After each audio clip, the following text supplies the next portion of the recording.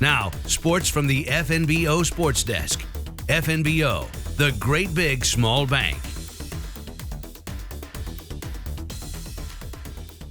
There is a lot going on as we head into the weekend. Tonight, a pair of volleyball matches on the network. The Gering at Bridgeport match will be right here on KNEB.TV. Scottsbluff playing their final regular season match tonight as well. They'll be at home to take on Torrington. Both Gering and Scottsbluff looking to round into top form heading into subs next week, and that has been decided. That'll be Sydney, the top seed, and hosting that sub-district tournament. Tomorrow it's state cross country taking place in Kearney. 6 area teams, girls and boys combined, are running tomorrow. Plenty of other runners from the region sent to be on hand as well. The head coach for the Gering girls and boys is Rick Merez, and he's hoping his 2 teams can build off their district showing.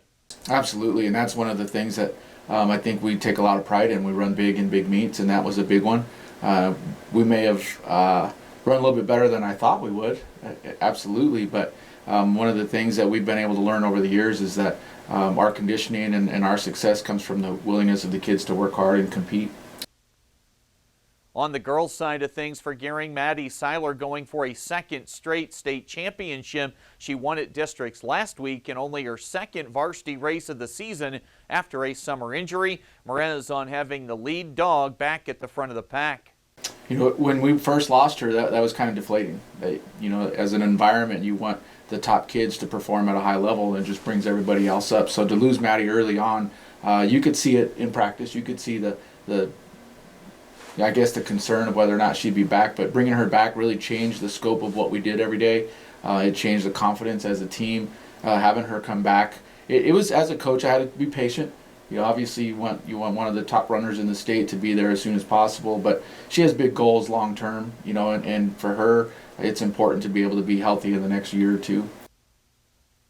State cross country tomorrow in Kearney. What about playoff football? That starts today across the state for D1 and D2 teams. Regular season action finishes up tomorrow night for the rest of the teams here in the region. Just the one game for us, of course, with Scottsbluff traveling cross town to play at Gering. The Bulldogs coming off a tough double overtime loss to Mitchell at home last week. They've shown progress this season for head coach Danny O'Boyle with a couple of wins. Last year, Gering's best showing of the season came in a loss at Scottsbluff to finish the year. You have to go back to 2009 for Gering's last win over the Bearcats. Scottsbluff, they've won 5 straight games, 6-2, and looking to wrap up a district title and secure a home game for the first round of the playoffs next week. It looks like with a win, Scottsbluff can finish as the number 7 seed in Class B. Again, they're looking to close out a district title tomorrow with a win. And a busy home weekend for WNCC.